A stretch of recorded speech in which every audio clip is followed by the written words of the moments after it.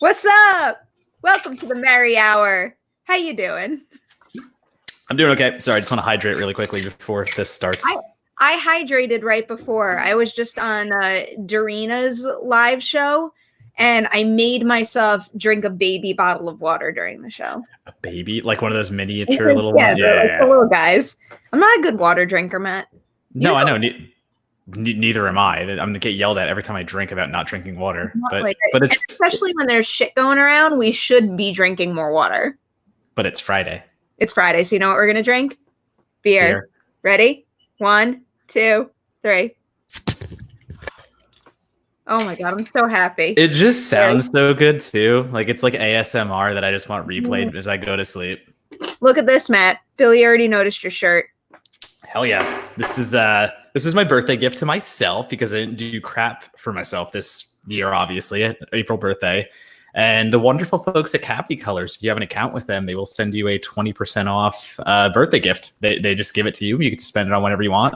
And this was obviously my choice. We got to fix the party problem, though, when all this is over and I get back to LA.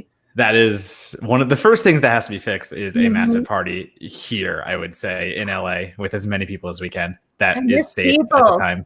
I miss like being close to people and touching people. And what is this? Brad requested a hair flip, so I gave him a hair flip. I saw that. Brad wanted the hair flip. Hey, Brad. Wait, are we doing drink every time that oh yeah I do a hair flip? Yeah, I'll do that. All right. Let's do that. Give me a break for a little bit though. Yeah, no, don't abuse the power, Matt. So this is my high school version of myself, and I'm not saying that like I want to go back to that, but it's quarantine and I cannot get a haircut, and I haven't had hair this long since then, and it's like bringing me back to these visions of like ghost kind of like what is it, ghost appendage syndrome, where like, you know, if you get like amputated, you still like feel that like a phantom limb. Yeah, exactly. Yeah, sorry, the phantom limb. I'm getting like phantom hair limb where like I'm just doing it instinctually. Ah, shit, I did it. Sorry. It's all right. I'll get over it. In any case, wait, Matt, you want to know something funny? Sure, go ahead. Tell me if you know why this beer looks like this. Because you've kept it in a sink or a fridge. Wait, what did you do? Did we talk about this on the show last week? About making that TikTok video? I don't know if we talked about it on the show. Right after no, all right. So I'm obsessed with TikTok. Also, my whole family is obsessed with TikTok now. And my mom always wants to make a TikTok video, but he's going to take offense to this, but I think she always wants to make the lamest TikTok videos. And I saw a TikTok video where somebody tapes a beer can to their automatic garage. And as the beer can goes up, and over, then you have to like catch all the beer in your mouth. So I thought that would be a great idea for after the Merri Hour last week. So immediately after, I got another beer bottle and I taped it to the garage door, and my mother freaked out. I mean, that's the video that you had to post, though. I know. You had the video right there. Recording it, but it was right for her to freak out because I had a glass bottle taped to the garage door with the crappiest tape imaginable. And so, wait, that beer has been sitting there and you haven't drank it since then? And now you're finally drinking it? It's been a week. I can't drink on work days. Look, no, God forbid. We've got Frank here. What's up, Frank? Matt, have you ever met Frank? Yes. I think you probably have met at some point. Yeah. I worked with Frank at Collider. Yeah, at Halloween. Yeah. Anybody who is on this channel right now, you have Frank to thank for it because he is the one who encouraged me to get it all going. So cheers to you, Frank. Cheers, Frank. And I felt so bad from last week when I had technical glitches and I couldn't hear you at the beginning. And you said all these nice things about me. And my response was basically, thanks. I can't hear anything right now. So I want to start by reciprocating. And I should have said this last week. But Perri, thank you so much for, just doing this with me, number one, because obviously I don't have your following or any of your credibility at this point. But you have been a champion of my work from the very beginning. And no one has wanted me to succeed more than you. So this is my repaying you and trying not to shrug off what you said last week about me, because it was very nice. And like since then I've been going like, oh my God, all I said was literally like, thanks. I can't hear shit. Matt, I didn't hear you. What'd you just say? That's not even funny. That's not even funny. No, but it's true. It's true. and I still will champion your work every single day because you're So freaking let's awesome. talk about movie things. Yes. Do you want to pick a topic first? Because there's quite a few. Actually, would you mind if we hit this super chat first? Yes, that's fine. Here we go. Let's get Nice it. and easy. Mike says, Friday. Cheers. I was at the Jojo Rabbit FYC screening. Masterful interview with the always squirrely Taika Waititi. Looking forward to more post-COVID. Did you watch that video, Matt? I saw parts of it. Yes. He was messing around with me from the very moment we sat down. So, I mean, that's just Taika's nature, because if you saw Taika at Fantastic Fest when he was just bombed and hanging out with the crowd and his PR reps could not wrangle him in, that's just Taika. That is just exactly what he is. I expected it to a degree, but it was a long Q&A and I was surprised. Kept going. But it was fun. I mean, he does that for good reason because he's hilarious. Like, I could sit there and watch him talk about nonsense all day long. He's a personality. I mean, the thing is, the dude knows how to just be himself. And for better or worse, maybe, I don't know, maybe you're not into that, but he's hilarious. I enjoyed. Now I pass it over to you. What is our first topic for the show? Want to talk just some Hellraiser news? Just a little bit of Hellraiser things? Hellraiser. So, yeah, we've already known that a reboot of Hellraiser the movie is in the works from David Bruckner and penned by the dudes who did Super Dark Times, Ben Collins and Luke Patorsky. And that is exciting enough news. And I wasn't even aware that they were doing a TV show. So when you actually brought it to my attention, Perri, that was complete news to me. So, I mean, do you want to say what they're doing? Do you want to take this part of it then? Okay. Because now that you're bringing up the movie too, I meant to look up more information on that, because it wasn't just announced that David Bruckner is doing something else too. I have to go back on that. David Bruckner just sold a film from Sundance. That could have been what you're thinking of. Yeah. The Night House is great, by the way. I can't wait to rewatch that because Rebecca Hall is phenomenal in it. So the details on this new series, the Hellraiser series, is that it's going to HBO. The news broke via Deadline, and HBO is basically developing a TV series, and they're doing it with David Gordon Green, which I find fascinating. And I have mixed emotions about that. On the one hand, just because he did so well with Halloween, because I adored that 2018 Halloween movie. Yeah. So I know he's got an understanding of the horror classics and how to bring them back in a fresh, interesting way. But I don't know if I want him to be double dipping. Well, and I mean, to me, it's boring because this is the third remake of a horror franchise not even a horror franchise, like an iconic horror piece that Gordon Green's been attached to in some capacity, because he was supposed to do Suspiria before Luca Guadagnino. So that was one property. Guadagnino, yeah, whatever. You take care of that. But you know, that's one right there. Number two, he did Halloween. And I mean, he's doing the sequels too, right?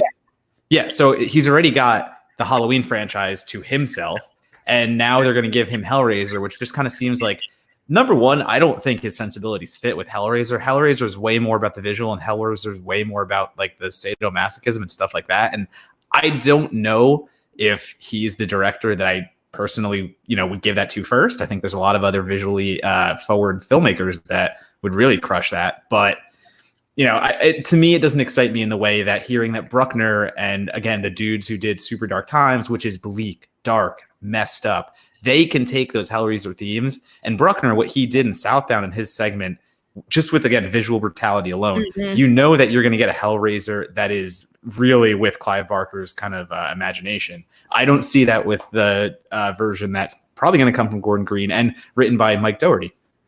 Would you have thought that David Gordon Green's sensibilities would have suited the Halloween franchise, though, before he ever did it? More so, yeah, because if you watch Halloween, it's not as much about the gore. It's just about the tension, and it's about a shapeless killer in a slasher franchise. What about David Gordon Green's body of work that would have made you think he was well suited to that?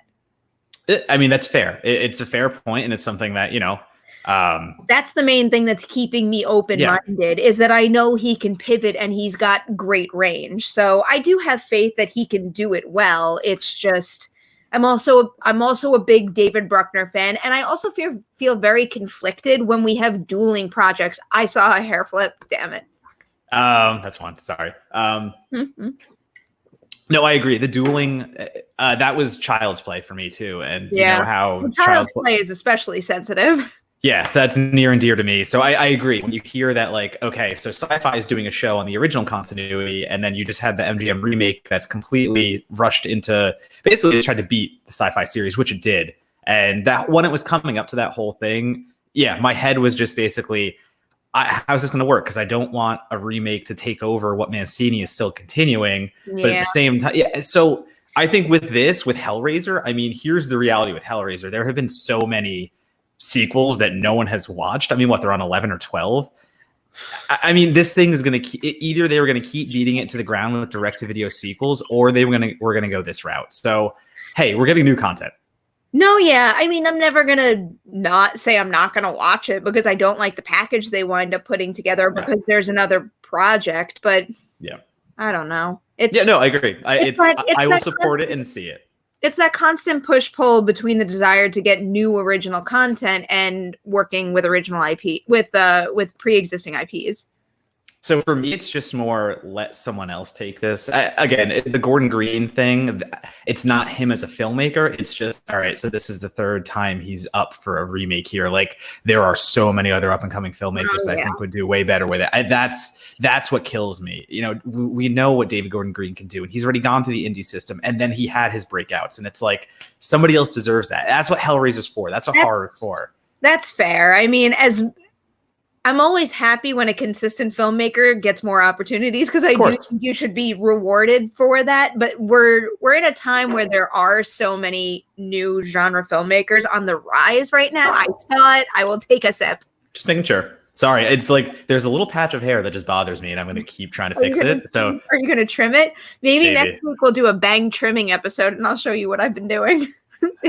It is like live stream Matt's haircut. Yeah, no. Oh, seriously, nothing makes me sweat more than trimming my own bangs. Yeah, no. I can't. But in any case, the thing that excites me is Mike Dougherty writing the TV show, because I mean, Dougherty's an imaginative dude. You know, he had a crack at Godzilla. I'll always love Trick or Treat Forever. That's the part that gets me. Quite like Krampus too. I don't think Krampus gets enough credit. No, it doesn't. Agreed. So I think Dougherty can do. We know that he can do horror. I was going to say Dougherty can do vicious, but when I think about it, Trick or Treat and he can, but Trick or Treat and Krampus are more palatable, I would say. So I'm really excited to see what he does with like Hellraiser type material. Just getting really into the psychotic, psychosexual shit. I mean, no, that's a completely different sphere. But I do think that there's, I think that something like Trick or Treat has a pretty clear mean streak to it. But exactly, mean streak. It's a completely different ballgame. Yeah, so it's just when I think Hellraiser, I think like flaying flesh and the chains ripping people apart and that kind of stuff. So I'm excited to see what they do with it. I think that's where I will leave that. All right, that's fair. I feel like that would be a good way to transition into our Blood Quantum review, considering how gory and vicious that is. But first, yeah, you have a super chat. You got a super chat from Billy. Yep. Cheers. If you guys could be in any horror franchise, what would it be? Love these streams. Billy, I'm so happy you're enjoying them, because we're freaking enjoying them too. Seriously, I've already told Matt this. This is hands down like some of the most fun I have making videos every week. I'm really thinking about this question, because like I'm thinking of the horror franchise, and it's like, what would I really enjoy being, and where would I have the most fun? See, that's the thing. Like, how are you approaching this? Is it what could you survive, or what would you most enjoy being in? I'm not surviving shit. Let's be honest. I'm You're not. I'm not. You're totally the first to go. Like, all my knowledge of horror movies is not going to save me from going to a party and dying. Mm-hmm. Like it's just my inevitable fate at this point. But like my instinct is to say Child's Play. Like, sure, I want to be in Child's Play movies, but in the same regard, like I also kind of want to have fun with it. So it's like, put me in something. Oh my God, that's hard. I would almost. I mean, I only really like the first Feast movie, but technically it is a franchise. There's 3 of them. And I would love to fight the monsters and feast and be in that meta world and be in that kind of like horror comedy vibe. That would be my take. All right. So if I'm going down the fun route, I think I would want to exist in a world where Mogwais exist. And I want a gizmo. So like maybe I throw gremlins. But yeah, of course, yeah. But at the same time, I would, if I had to be in a horror movie, I would want to be able to test myself. Because we talk about that, you know, as silly fun all the time. Could you survive a horror movie? But I would truly want to know if I could outwit a slasher. And that makes me think I belong in Scream. I don't want to. Like, I'm fine not knowing if I'll ever survive a horror movie by not being in one. It's just an avenue I don't want to go down. So have fun with that, Perri. Or we could go into the Final Girls and just be in a loop all the time. But I was going to say, I was trying to leave one-offs out of that. Because I love that. Franchise is specific. It's a one-off, but it tees up a sequel.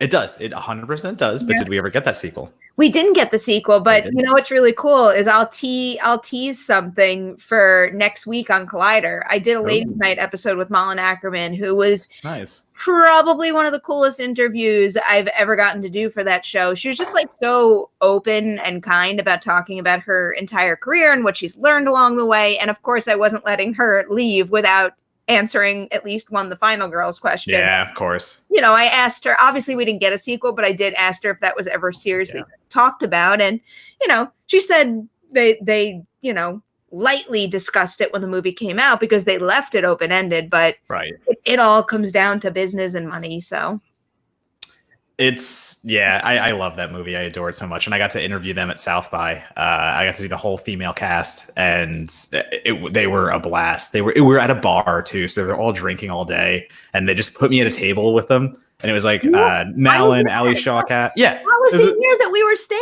together. Yeah, it was. That's right. Yeah, totally. No, yeah. I mean, we stayed together 2 years. That was the year before. What was the year where on the last night you came and slept on my floor? That was my first there was year another ever. one where it was me, you, and Al staying in the same room. I mean, I want to say like 2015 was my first, I think, or 2014. No, 2014 was. So yeah, that was when I crashed with you because my accommodations only went so long, and then the next time we stay together, me, you, and Al. But that's I wish we got that Final Girls next version because it's such a fun universe that he built specifically.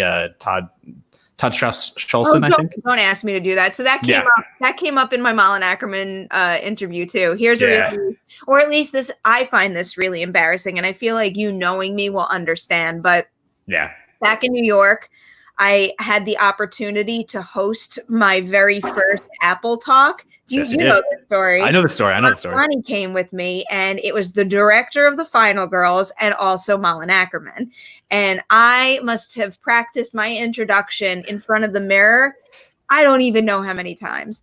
Go in there. Everything's great. I met the two of them. I felt so good. And then literally right before I went on stage, someone as a joke to me said, "You're going to be great. Just don't mess up his name." And then I don't even know what I said. So his name, and I still mess it up now to this day, Todd Strauss-Scholson or Todd Schultz. Pretty sure that's what it is. No, Todd Strauss-Scholson. Because not only do I flip-flop the names, but I'll like mash up the two names. Yeah, too. Todd Schultz-Strauston. Oh, I can't. I can't. I know. But I told all her about that, and I don't think she remembered, thankfully, but we got a good laugh out of it. Wait until you see this next super chat, Matt. I already saw it. I've been waiting for you. I think that's Darina. She said was gonna thank you through text message for being on my show, but remembered you're currently busy. Hi, Matt. You're both awesome. Love you. We love Darina too. I know. I miss Darina. I had so much fun. One of the last things I got to do in public before all this happened was one of Darina's. It's called a taco crawl, but we only got tacos at one place, and we just got margaritas at the rest of the place. Why did I go to that? You were tired. You had a day thing, and you were just kind of like, what did I do? You had an interview that day, Perri, you were busy as usual. I mean, I was gonna say you had a junket as usual. Yeah, it's just par for the course. Well, it was also because I was like laid out for a while the time before I did a Darina taco bar crawl. No, this is fair. That was also part of it too. Oh, look at that! Oh, I love it so much. I know. Is it filled with bottle caps? Second. All right. I have a cup over there, and I keep adding them to that. So people at home know this is Perri's birthday present that she never picked up because her birthday was a while ago. So I'm keeping it nice. It's a nice little tiki mug of the baby raptor. We've got a nice tradition of giving each other birthday presents like 6 months after our birthdays have happened. We're really good at this. This is something that we are very good at. I feel like we should keep it up. Once you set something like that, you got to keep going. Yeah. Now we just have to. But Blood Quantum. Do you want to go first? Let's like set the rule here. We're not spoiling anything. No, absolutely not. No spoilers. Do you want to give a description of it? Yeah, I mean, I'll give the quick rundown. I mean, basically, the story behind it, number one, is it got purchased by Shudder outside of Toronto International Film Festival. So that was a little while ago. It's been, no one's known when it was coming out. And then basically as a quarantine surprise to everyone, Shudder on Tuesday, I believe it was, the 28th, right? Yeah, so Tuesday they came out of nowhere and they just dropped it on their platform. And they just kind of said, hey, Blood Quantum's out. Have fun, guys. And so this, much talked about zombie film out of Toronto, the Midnighter stuff especially, just immediately hit streaming for any Shudder user to see. So immediately I was like, hey, Perri, we should watch this movie and talk about it.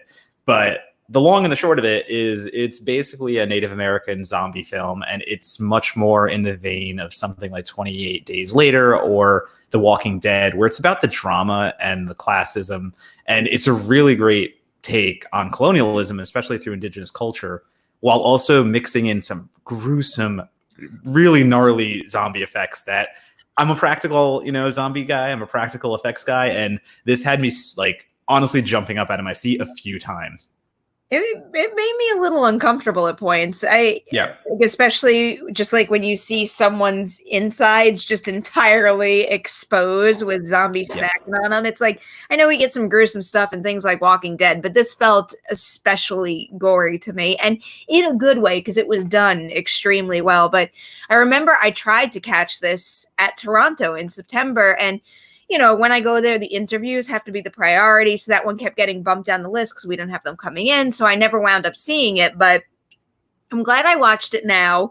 I think that it's got a lot of really cool themes and ideas that I'm surprised more zombie movies and shows haven't explored before, especially the idea of, a certain someone being immune. I think that creates not even just an interesting twist on the typical zombie versus human scenario, but it adds a very interesting wrinkle to the human versus human area of the movie as well. And I almost wish they had dug a little deeper into that.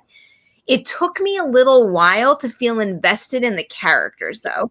And I had a little bit of a hard time fully understanding, not understanding, that's probably the wrong word, but believing in the motivation behind who winds up being the main villain of the movie. Yeah. Basically, I find that was the foundation of that was solid enough, but it still stuck the landing. Yeah, I mean, to me, that's just the extreme representation of colonialism. And, the fact that you have an indigenous culture that forever has been living on this reservation and the reservation is theirs. And, the white people outside didn't want to come in.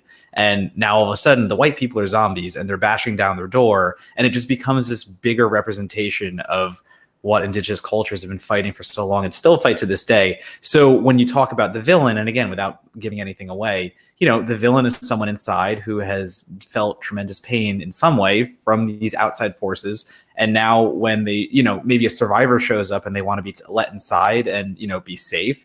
And it's kind of like, well, you turned your back on my entire culture for how long? And now you want us to come in, you want to come inside now that we're safe and immune and we can protect you. I get it. It's a stretch. Don't get me wrong. The character arcs to me were the weakest part of it. The gore is first and foremost. And the gore is what kind of it does these drama beats and then it goes and it hits you in the face with intestines and grossness and half, decapitated zombies. But it's a balance to me. It's a balance that's sometimes lopsided, but it's almost like the best kind of criticism I think a movie can have when I like and am intrigued by certain elements so much that I can't help but to want more of something. Yeah. it didn't necessarily feel like certain connections and beats lacked. Instead, I got so interested in them that I kept thinking, oh, you could do more with that. Like, give me more of that. And that, I think I was just like reaching for more the entire time. And that's, again, so I mean, I don't think it's a spoiler because it is the main story, is basically that the Native American tribe is immune, and you know, their ground is sacred, and maybe the ground is protecting them, maybe the ground has forgotten them. That's the other part of it. It's like, are they being cursed or protected? We don't know, and we never know. That's the thing of it. They leave that kind of mysticism up in the air to at least honor these tribes and honor their, you know, rituals and, you know, their histories. But you're right, they never do dive into it, and we're left still questioning, okay, so we get that they're immune, but why are they immune? Yeah, so exactly. I wanted maybe a little more of that. But I mean, really, the gore blew my mind, and also all the credit in the world to the folks on the production design team. The atmosphere in this movie is through the roof from start to finish, and especially when you get past the first act and you really get to live with them for a while, just the amount of detail really blew my mind. Oh, and I want to give it credit because Blood Quantum does an interesting thing where it opens on a patient zero and the outbreak. And it opens with everyone going, holy crap, we're in the zombie, like this is the beginning of the zombie apocalypse. And then instead of showing how people deal with it happening, they skip all that. They skip ahead to the future. There's a title, you know, there's a card that slips in that says X amount of time into the future. And they get right to basically the social aspect of it. I mean, we've seen the zombie film when people are confused about what's happening and are just running around trying to survive the first wave. And that's all well and good. Mm-hmm. But then you actually get, you know, a story about what's happened afterwards. You get the story. And again, that's why I bring up The Walking Dead. And I think something like Blood Quantum is so impressive because it's a feature-length film and it's only about 90-ish minutes. And yet it gets so much more development of those ideas about how people react to the zombie apocalypse and how they react to apocalyptic lawlessness. And they do it in so much less time than, you know, we're on what, season infinity of The Walking Dead, and we still don't have closure on half of these things. Yeah, I'm trying to not be super harsh on Walking Dead because I jumped off. I'll do it.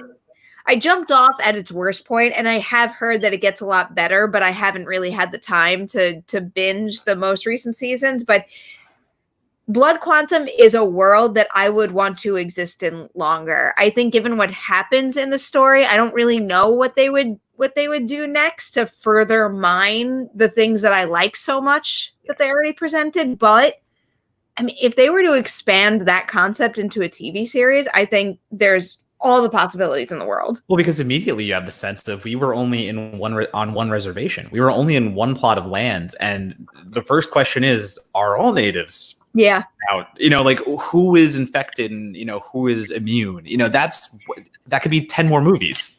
What's another example of a movie, of a zombie apocalypse movie where someone was immune? Wait, immunity in zombie. I feel like I'm missing something obvious when I ask that. But I can't really think of anything. There have to be some. I mean, there have to be. Like, this is the more like I need to go deep diving. I guarantee you, someone will chime in the chat. Yeah. So while they do that, I'm gonna put up this super chat from Caleb. Your support, man, it means the world to me. Caleb, this beer is for you. Still a Cowboys symbol. So good. I know. Caleb knows his stuff when it comes to the Cowboys, though. And I know. I'm just football. I'm obligated as a Texans fan again to not react to that symbol. Here, wait, we have some answers. Oh my God.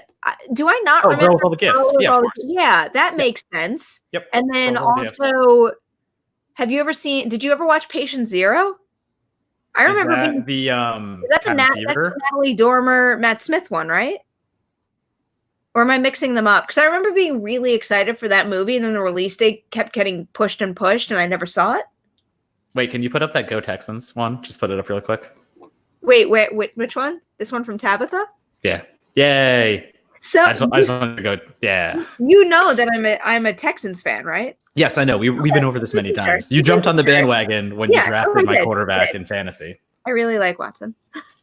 In any case, no, the Girl with All the Gifts is a great example. Yeah, Patient Zero is the Matt Smith. Okay. Yeah. Yep, that's fair. That movie. 28. But here's there are parts of it where they get into like immunity and stuff like that. I haven't watched it in forever. It's been a while. Rose Byrne, Jeremy Renner, a lot of people in there. So many people in there. But no, we watched 28 Days Later. Now that I think about it, I would want to see more Blood Quantum because as you're trying to think of zombie films that showcase an immunity, I'm trying to think of like Native American horror, and we really don't have that kind of representation. Where I can think of Mohawk. I can think of there's like a Mohawk. That's what I should watch next. Yeah, so Mohawk is right there. But again, that's more action. It's not true horror. There's a movie called like Avenge or Revenge, or it's just a basic generic title, but it's a revenge thriller about a woman who comes back with spiritual guidance to basically murder the men that did her wrong. But I'm trying to think of a really good like Native American set horror, and I really can't. So that's the subgenre I would love to see more of. Dig into the really, the ritual side, the mysticism, all these beliefs in these, and like that's what I would want to see more of. Huh. So yeah, I wouldn't mind that. But in the end, with Blood Quantum, I recommend it. Mm-hmm. I definitely absolutely think it's well worth a watch. I mean, it's just another good curation. Yeah, no, sorry, it's just another good curation from Shudder, honestly, because like. Shudder continues to give gifts to people in the form of Blood Quantum. I like just can't understand.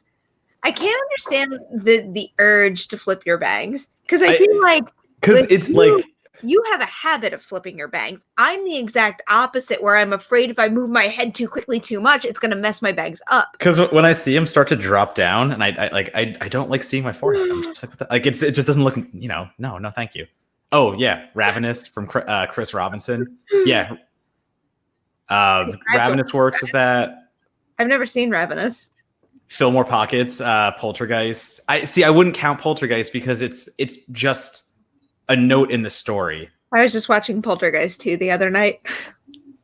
Brad McHarg, shave your head. No. Would you shave your head? No, never. Can we make a bet where if you lose, you shave your absolutely head? Absolutely not. No, I'm too terrified I'd have like a weird shaped head. I've never shaved my head in my life. I'm not. No. How do you not have like an idea of what shape your head would be?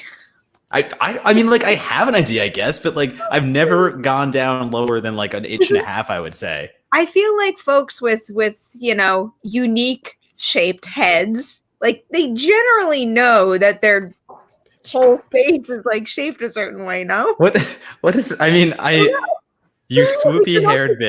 Like you're not going to shave your head and see like a big surprise sticking out of it. I'm just saying, I've never done a shaved head, so for me, it's like I got hair still. I want to hold on to this as long as I can. Maybe not. I'm enjoying having Brad here today. I'm glad you're enjoying it. This is too much. Where do you want to go next here? Because we just talked about Blood Quantum. We both recommended Blood Quantum. Right. I mean, we have two things, and I'm going to leave it to you.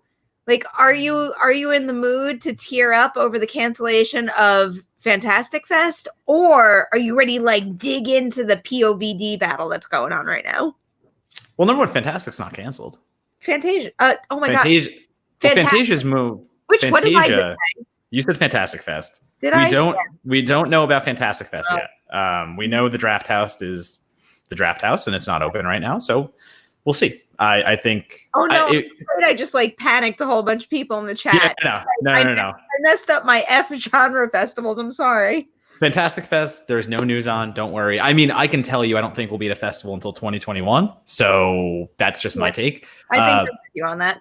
But yeah, the news is that Fantasia Film Festival out of Montreal that holds every July has went to online, and it's smart because they could either cancel or they could do some form of a festival and explore a new realm that like we don't know how long this is going to last. I mean, even if things open up again in 2021, we still don't know if people will attend an event as big as Fantasia. So I mean, this is testing the waters. The thing that is curious about it is it's called the Fantasia International Film Festival, but the way they're doing it is it's online through screening rooms online, and it's geo-locked to just Canada. So you need a Canadian IP address. So no one outside of Canada. Basically what it's trying to do is honor the locals. They're honoring the people that would be at Fantasia every year, that are there and that are always coming, because, you know, we're press. We are privileged enough to be able to go to Fantasia as critics and reviewers, and we're there to do a job. So, like, for us, that's different. To Fantasia Film Festival, the crowd is mostly locals. So I think what they're trying to do is, if they open it up wide and they open it up to say, hey, the entire world, come screen our Fantasia Fest movies, and then all of a sudden, you know, those locals that have been your backbone for so many years can't get in.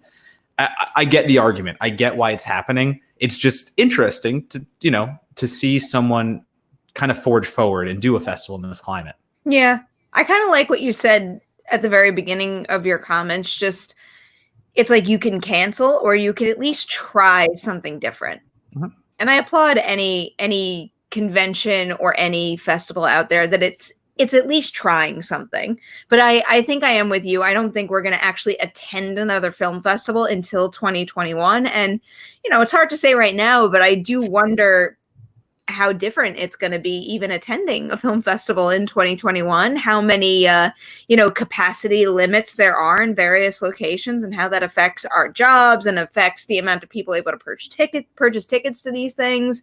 It's going to be an interesting scenario here, but if I were to bet right now, I would say Fantastic is going to go as well. Absolutely. Toronto, everything. It's not even that they might go. To what you're saying right there, you're wondering how it's going to impact our jobs. I can tell you how it's going to impact our jobs. Press is going to get screening links. Yeah. We already do get screening links, but when it comes down to it, you know, well, let's put it this way. You can give tickets to ticket holders and badge holders, and you can just give press links. And you don't have to have press in the theater taking up space, and you can have paying customers in the theater. And if we're talking about less seats now and we're talking about less capacity, we're the first ones to go because we are not making them money. All we're doing is covering their festival. That's what I think. Wow. Like my selfish knee-jerk response to that, I have to be honest with you guys, is no. That hurts a little bit, but it does make a lot of sense. And that's something I've always said about Comic-Con too, is I don't understand why they take up a section of seats in Hall H for press. We're all pretty cheers. We're all pretty much there to listen to what the panel says and cover the quotes. It's not a big deal for us if we're in the same room as, you know, some filmmakers that we idolize necessarily. Why not create a little overflow space from press and give those seats to fans? So I guess in a sense, doing that, maybe making links available to press and not having them in the theater, could be a very similar approach to the festival coverage. And then it's also going to come down to what film would want to premiere on a screening link, because that's a reality too. That's a reality too, but it's a reality that I think a lot of them got to suck it up and get over at this point. Too much stuff is going digital, and accessibility is becoming too important also. And I do think if we're heading towards a future where, you know, like awards guilds are now eliminating physical mailers, those things are going to go online eventually anyway. And I think this is our future coverage opportunities by letting people watch it at home. I think this is all inevitable. That the thing that I keep saying is, like, it was all going to happen eventually. The response to COVID is just speeding up the timeline that all these studios and festivals had to deal with this current issue. Because again, everything was shifting online. You know, people are watching more and more media on their phone. Like, they're doing everything streaming they're not nowadays. Watching Quibi. They are not watching Quibi. We're not going to get Quibi at all. Oh, but God, disaster. But like, again, though, this is all inevitable, and this scenario has now it's put us into the future way quicker than we thought. Yeah. And either you're on board with it or you're fighting it. And if you want to talk about fighting it now, yes, please transition into that. I'm so curious where you stand on this matter. So for those that don't know, Universal Studios released Trolls online, direct to the consumer. And they did pretty well. Didn't it take in like 100 million or something like that? It's about. All right, let's clarify what pretty well means. So the reports are, within 3 weeks of release, using VOD sales, PVOD sales, Trolls made, I think it was a little under $100 million. in comparison to, damn it. It's doing such a good job explaining everything. Sorry, go. In comparison to the original Trolls and its theatrical release, it's semi on par with where that movie was. I think, the Trolls movie had made a little more. But let's consider all the factors here. So, first off, by releasing Trolls World Tour on PVOD and not in theaters, Universal then gets to take a much larger percentage of the profits. So that is in Universal's favor. But what we don't know right now is how the PVOD release of Trolls will affect other ancillary markets that are very important to a movie's lifetime gross. Not just theatrical, but things like sales to airlines for plane viewing, to hotels, physical media. How is this all going to affect those additional markets? We don't know. So in the end, what I am thinking is that Universal still would have made a lot more money had they been selling tickets to the theatrical release of Trolls, where folks weren't paying just one time to bring their whole freaking family to a movie. They're making, what is it, $19.99 for one household. That household could be parents and a whole bunch of kids, whereas in a theater they would have been paying for all those tickets. So yes, maybe the release of Trolls World Tour did exceed studio execs' expectations, but that does not mean it's nearly as profitable as a theatrical release. And I, for one, think it's flat out stupid to start crafting your future release approach based on one test case, one data point. Wait until you have a whole bunch of movies. Wait until we have more clarity on what the future of the film industry is going to look like, and then figure out your plans going forward. Do not sound the alarms and make theater chains decide to not screen your movies because of one damn Trolls movie. So that's not all their fault. Let's be honest. Here's my comparison. Who is the they? You're not forcing the hand of AMC theaters to not show your stuff by doing that. You're not. AMC theaters forcing the hand. Like, you're not forcing the hand necessarily by releasing Trolls, but you are forcing their hand a little more when you express certain official statements. Like, I forget the individual's name now. Hang tight. Let me look it up. But there was an official statement made by someone over at Universal that basically implied that because of the success of a movie like Trolls, they were not going to honor the traditional theatrical window that they have all been in agreement on. I mean, number one, this is a lot of hot air going around right now. This is a lot of, I agree with you. Number one, yes, Trolls is a small test case. It was one film amidst a time when no one has anything to do and families are all stuck together. So of course, yes, everyone is going to rent Trolls. Here's what I will combat that with. You are saying that Trolls would do better if it went theatrically. Yes, of course it would, because the option there for families is to have to buy tickets for everyone. You go to the movie theater, you're buying popcorn, you're doing all that stuff. But here's the comparison point where not all families can afford that. The counterbalance that what you've done by releasing Trolls on VOD for $20 to those households where, yes, you're getting a whole family of 5 who maybe would have spent $120 out watching Trolls in the theater.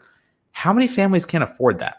Because that's a lot of money just to go out for one night, and not a lot of families can do that kind of thing. Mm-hmm. So what you've done is you've broken the barrier now where Trolls is a film that can play to every kind of audience. So instead of the people who would have waited for Trolls to go on VOD for a much cheaper amount anyway, you got them first and foremost. I think it plays both angles here. Like, there's a yin and a yang to all of this where, yes, it would have made money, but it would have made more money in a world where everyone could go to a theater and everyone could actually afford it. Just like you said, we don't know how things will look in the future. So I think, number one, this is going to be a model that has to be embraced. AMC flat out saying we will not show your Universal films when we reopen.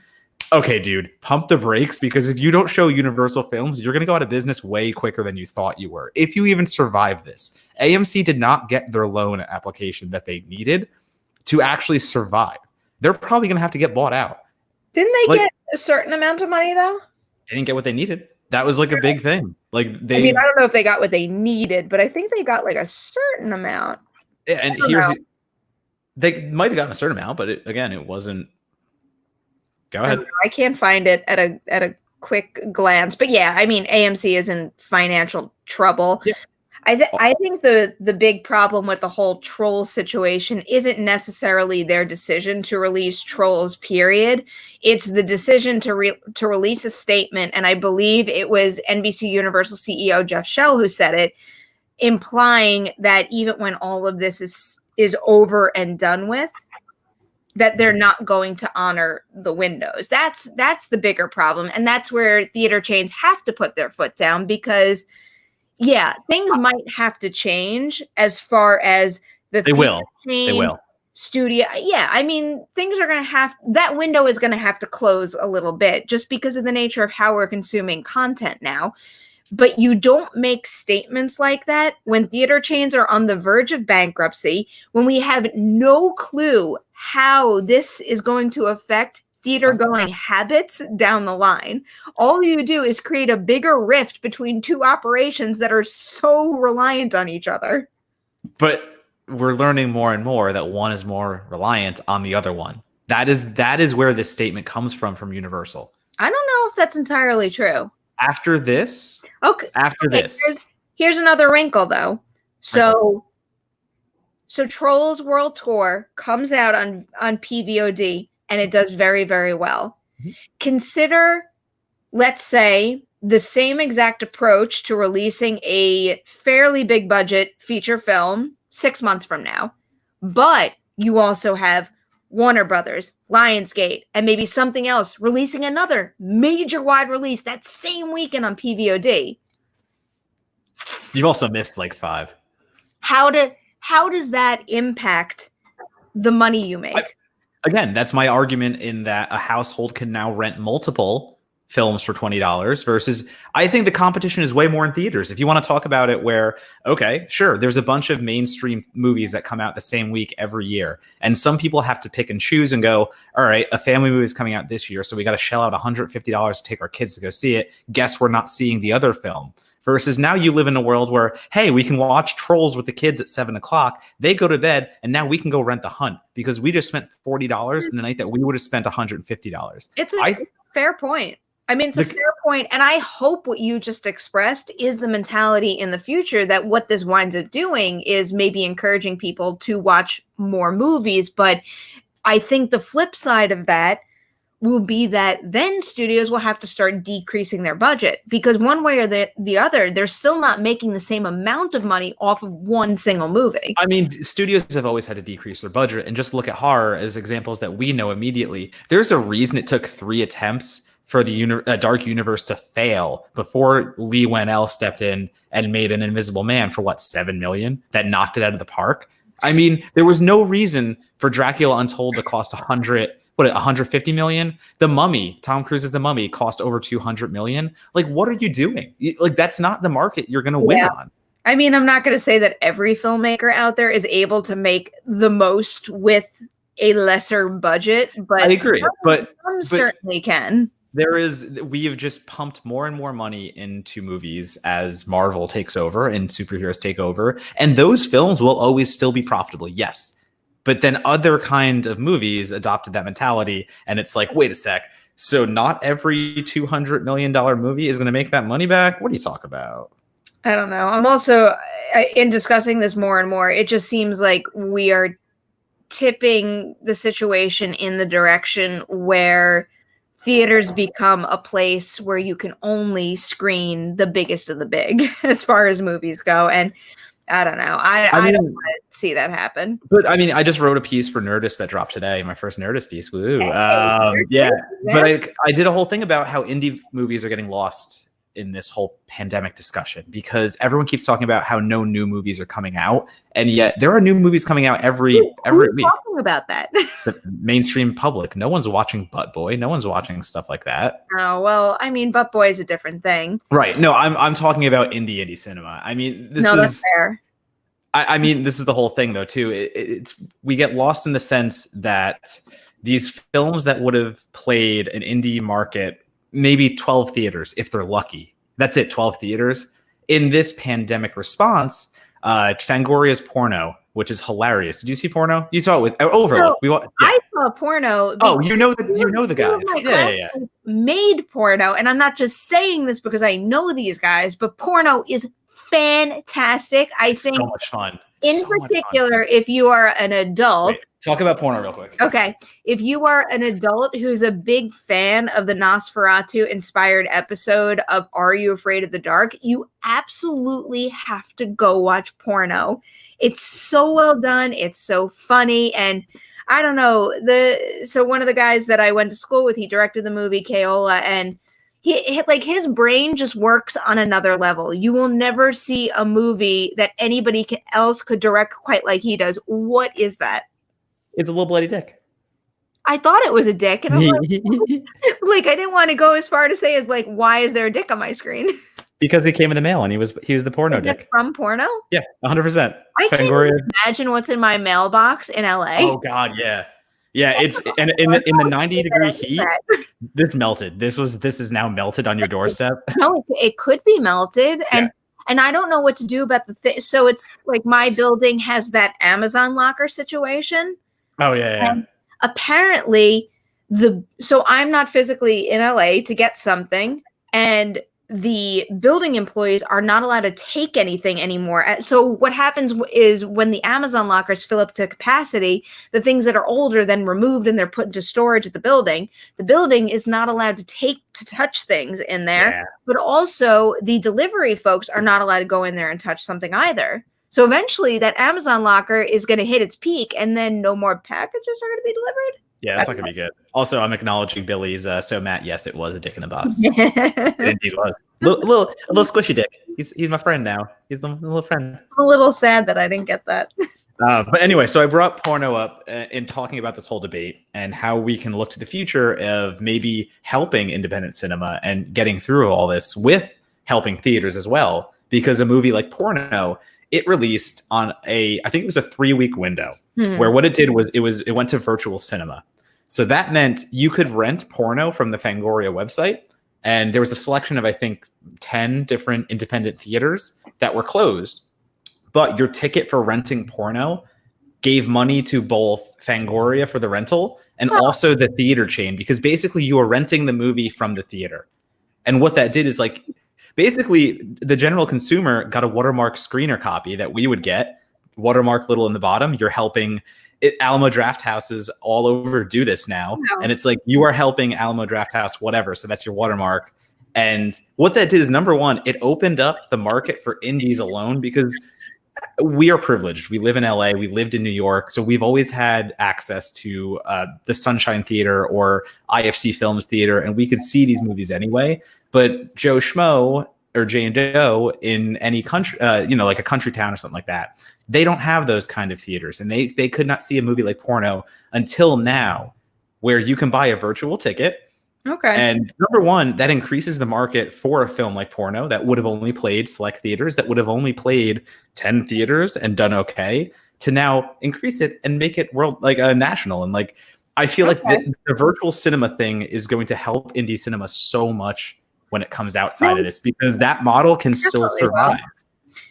This is making me think about that movie that just hit Netflix, the half of it.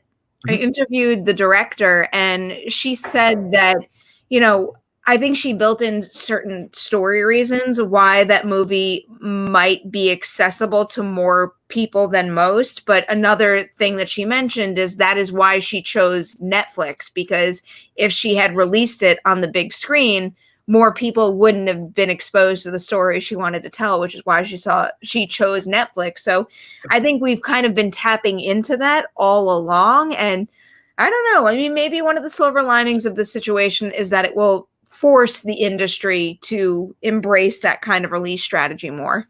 I think so too. And I mean, but to go against that, and it's just a funny comparison point, I love Lulu Wang's quote when it was the Oscars and all the awards talk. And I think the Hollywood Reporter does that roundtable with the, directors and stuff. Yeah. So at the same table was Lulu Wang and Martin Scorsese. And Martin talks about why he did The Irishman with Netflix and why he did it there. And then Lulu chimes in and basically says Netflix wanted the farewell. Netflix was courting the farewell. And basically what she turned down was a bigger monetary offer with Netflix, because she's like, I would have been lost in that system. If the farewell went to Netflix, it would have never have gotten the push that A24 gave it in a marketing sense. It wouldn't have. It never would have got the marketing sense that A24 gave it. And while maybe less people might have seen it, we know Lulu Wang's name way more than we would have if she went to Netflix, because again, we are privileged. We do interviews with the people who make these movies that go to Netflix, but the general consumer does not know who directed Horse Girl, does not know who directed Whatnot. Where like, if you go to Netflix, yeah, your movie's going to get seen by more people, but I don't think that makes you honestly a bigger star. Where if you go to A24, we know the Safdie brothers' names. We know Lulu Wang. So let me clarify. Was Lulu Wang's comments specifically about, the notoriety that she as an individual filmmaker would get, or for people seeing the film? Her as an individual filmmaker. Oh, okay. Yeah, sorry. Yeah, of course. No, of course. More people would have seen The Farewell if it was on Netflix streaming. But then again, the Netflix churn and burn model is, here's a movie, here's 10 other movies released at the same time, pick and choose, and we're just not going to tell you anything about them. That's a very interesting predicament, because when I was trying to kind of process that thought initially, I do think that releasing your movie on Netflix will get it in front of more eyes. But that is a very true statement, is now that I'm racking my brain for all the Netflix movies that I have covered in the last couple of weeks, there are only a select few. And I guess it's specifically tied to filmmakers that I've interviewed, that I'm aware of the name of the person. I mean, now I'm a little embarrassed, because even today I was writing up an article because I did an interview with Camila Mendes and Jesse T. Usher for that new Netflix movie, Dangerous Lies. And I can't for the life of me recall the name of the director who did it. He's got like a very basic name. Like I don't know. Matthew Smith or something. Also, wait, can I just recognize the comment chat right now? Right. Because literally porn, because I saw a lot of porn comments before. I'm not reviewing pornos. I like the comment, more exposure for Wang. Respect. We're gonna show that one. No. Yeah. I love how we're just having a serious conversation that I'm sure no one cares about, and all of a sudden there's porno shit going on in the comments. That's what the Merri Hour is for. Like we just get super serious, then you guys can have fun and serious shit and a mix of nonsense. Wait a sec, hold on. Oh no, I'm almost out. I mean, we're almost out. I mean, we can go as long as we want. We could, but we do have to. We got to send Erlinger a chat invite soon, because totally. We got to celebrate Erlinger's birthday. You know what? Everybody out there should celebrate Erlinger's birthday. There's a multitude of ways to do so. Go rent Child Eater, go rent Rift, or go watch his Into the Dark episode, Midnight Kiss, which I still think is the best Into the Dark ever released. I'm trying to go back and see if we missed any comments, as we just went on a rant for like 20 minutes. I feel like I was like in the zone for a very long time. I also think I started schwitzing when I was making my AMC comments earlier. I mean, here's the thing though, like all this stuff it's conversation. It's debatable, because number one, there is no answer. We can debate this all day. We don't know how long this situation will hold. This could be the next year of our lives. This could be the next 2 months. We don't know. And that's what's going to influence these decisions that happen in theaters, because guess what? Theaters will not survive long enough if it is a next year thing, a next year and a half thing. There is no way this situation is not the next few years of our life. And I'm not saying that it's going to be exactly as it is now for years, but I do think that the theater going experience, and just like even like the hanging out in public experience that we've known thus far, is bound to change for years. It's true. What is a super sticker? Caleb, what is it? I don't know. I don't know what a super sticker is, but thank you for super stickering us. I've verbed it. Caleb, what's on there? Sorry, you keep talking. I'm just going through. I'm trying to see if we missed a question or two. Matt, you don't know how badly I want there to be fantasy football this year. We're far away from that. I'm going to be so sad if there's no fantasy football. I had so much fun watching that draft, and I love my players. So I feel like I'm too sensitive to be good at fantasy football. I get too emotionally attached to the players that I've had in previous seasons. So here's the thing. For me, I was trying to monitor the Major League Baseball and like watch what they were doing and if they could have games and if they could make this work. And so far, they're not. So I don't think the NFL has a shot just yet. Too many. I mean, California itself said they don't want to have any Major League sports until 2021. But does that mean, like, is there any opportunity for them to just play the games without fans? I mean, that's what I'm waiting to see. And so far, viable though is the other. I mean, wrestling's doing it right now. Well, I guess they could sell big TV deals, so I don't know. But is it interesting enough for people? That's the other thing too. It's like, do people want to watch a wrestling event that has no crowd, where wrestlers feed off the crowd, versus, you know, do you want to watch a sports game where there's no roaring crowd and waves going on? I do. Okay. All right. I do. Okay, so here's what I'll bet you. I will bet you that if there is NFL but without fans, fantasy football will see a boost because of it. Because people will want to engage and feel part of a crowd, and that will be the way to achieve it. Yeah, no, that's fair. Yeah, I understand that. And again, especially when we're all caught and we're all trying to like, I mean, if I can watch sports right now and versus going on Shudder or going on Hulu again for the millionth time, and I know there's so much content still left for me, but I just want different. Like, I keep watching the same kind of content over and over again. Give me a live sport. Give me a baseball game to watch. My God, please. I would really want to watch a football game, but I don't know if I'm ready to stop watching TV shows and movies. Like, I'm not saying stop. In no way am I saying stop, but like, I'm isolated by myself over here. So for me, it's just like, all right, I guess I'm gonna watch another horror movie, which I do anyway. Trust me, I've watched like 7. I know. Dude, this week alone, I watched a movie with a talking human-sized lobster, a dolphin with a katana, a demon Jack in the Box, and Blood Quantum. Makes so much sense to me. Also, the one with the lobster and the dolphin with a katana, same movie called Mutant Squad. It's available right now on Troma's video on demand website, and it's so much fun. It's actually a tremendous amount of fun, and it's one of those like, it doesn't need to make sense because it goes for practical gore in a way that is just over the top. So you're getting my random recommendation of the week is Mutant Blast. Seek it out online, rent it. It is so much fun. Like that. Do you know, when I was in film school, we had to do an internship, and my advisor was like, you know, this guy, Larry Kaufman, he does these horror movies. Did you say Larry Kaufman? What did I say? You said Larry Kaufman. Oh, Lloyd. Holy shit. What's wrong with me? I know what's wrong with me. Couldn't be the alcohol. Catch my breath. Talk for him. Anyway, Lloyd Kaufman, not Larry Kaufman. Lloyd Kaufman. My professor was like, I have to hook you up with the perfect internship. So he gave me his contact information, and I went over there for an interview, and I'm like, that is not, like, he's busy telling me, and I know how I did know at the time how they made movies. Could you see me sleeping on like a fucking gym? No, you are a drama queen and a Jewish princess to the max. No, I'm neither of those, actually. I'm neither of those, but I will say, I feel like there's a big difference between being a drama queen and what did you call it? You never heard? Yeah, I went to Hofstra. I went to school. I'm definitely not a Jap, but there's a big. I know you're not. You're definitely not. Those two things, and also wanting to just like live like a human being. Like, not to sleep on a floor? I mean, we're all, we all deserve certain comforts. And what Troma does, unfortunately, and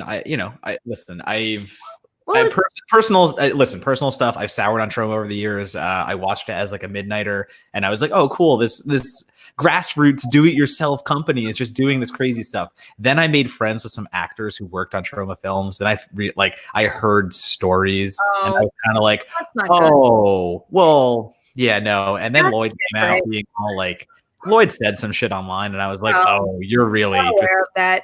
Yeah. And it's also like, I feel like all of that kind of that kind of on-set environment is fine if everyone's aware of what they're getting into and they want to do it.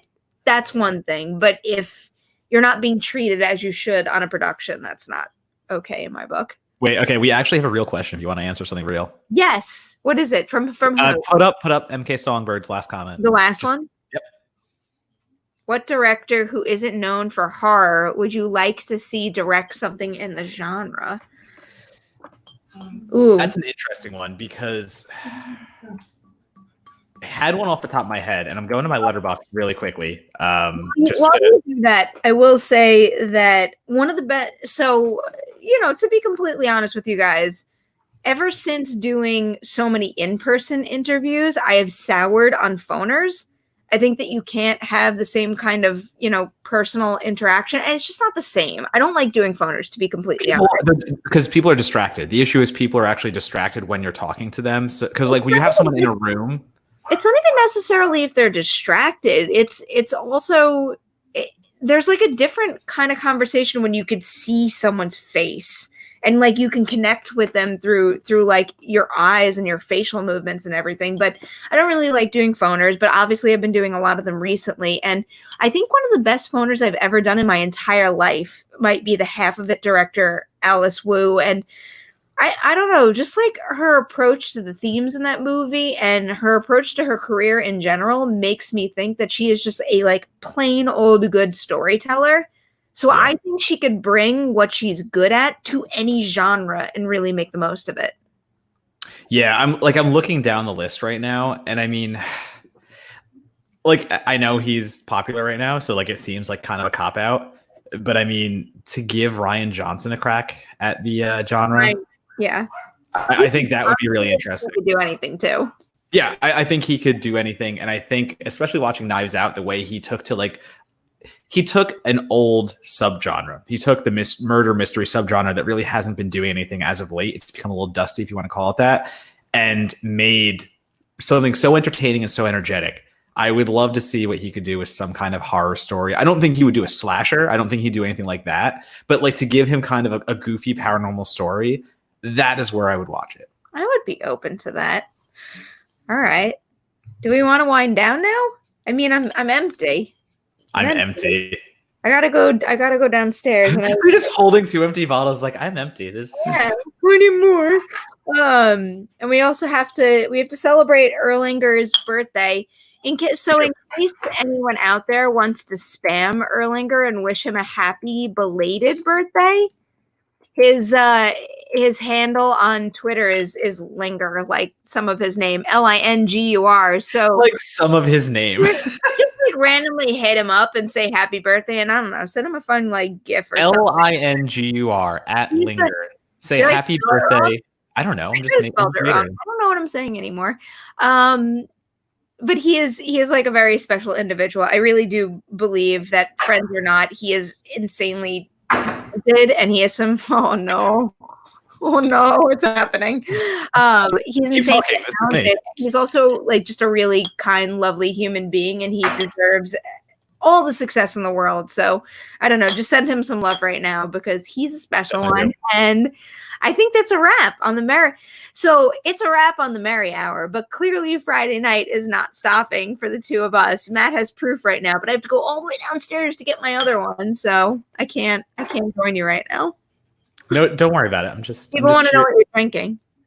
So I have been watching the show Letterkenny for the 4th consecutive time. I love that show so much. And I just watched the episode where they drink Canadian maple whiskey. So basically it is whiskey that is brewed with actual maple syrup flavor. So what I have is a Taproom 357 maple rye whiskey.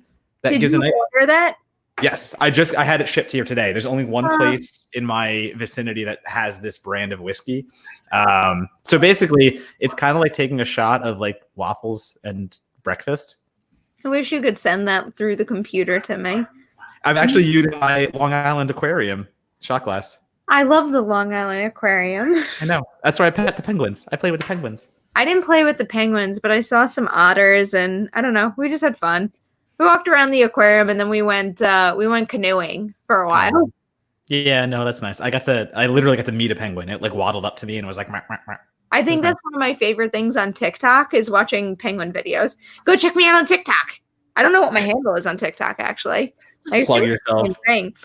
Yeah, wait. Does my information show up to everybody? Like, does it actually say Matt Donato at? It's in my description, but it is. Okay. Okay, so it's in my description section of this video where you could find Matt's handle. But having been on Darina's live stream right before this, I am thinking I'm gonna take the time. So like, I've been using the standard Streamlabs banners for topics on the bottom. Like I should have done this while we were talking about Blood Quantum, but I didn't. And I can design my own. So I'm thinking about designing one for the show. That's fine. Let me know how I can help. I'm useless with that, but I can help some way. Also put approve my designs because I genuinely like doing that. Oh, I'm just playing TikTok videos. I'm sorry. Also, wait, Matt drinks whiskey, Shauna loves the Texans. I'm awesome. Yes, I am awesome. Okay. Thank you, Tabitha. Wait, I'm trying to look up my TikTok. In any case, you can find me, Matt Donato, at DonatoBomb on Twitter, Instagram, and Letterboxd, and I will post all of my writing that I do because Perri is not going to help me with this, so this is great. No, I'm just like off my mind right now. But you know what? I am sane enough to remember, and like we discussed this before, that I have to give some Patreon shout outs. Yeah, I'm going to take a shot while you do that. Okay, you do that. Take a shot to these individuals, specifically Brandon, LK, and Christy. Christy's here, I believe. Christy's the freaking coolest. She's in the Slack channel too, and I don't know. I love her presence so much. Christy, please know I think you're awesome. And the notes of maple are just washing over, and it's so nice. You're making me so jealous. All right, my bad. We also have Wessel, Carol, and James. Wessel, we talk a lot through Patreon Messenger. I give Wessel some movie recommendations, and James is another one that's in the mix on the Slack channel. And hold on, someone just suggested I take a shot for every shout out. Okay, can you? No, I'll die. Oh, okay. No. Let's not do that then. Do you want me to hang out later or no? No, I want you to hang out later. Okay, cool. That was a good thought, though. It was a good thought, Red Hood. Thank you for that. All right, we got to get out of here. We got to call Erlinger. All right. Yep. Bye, guys. And it's going to take like 5 seconds for this to go away. I love how you. Bye. Good. It's still live. Still live. Thank you so much. Still live. Perri is having some technical difficulties. Press the end broadcast button.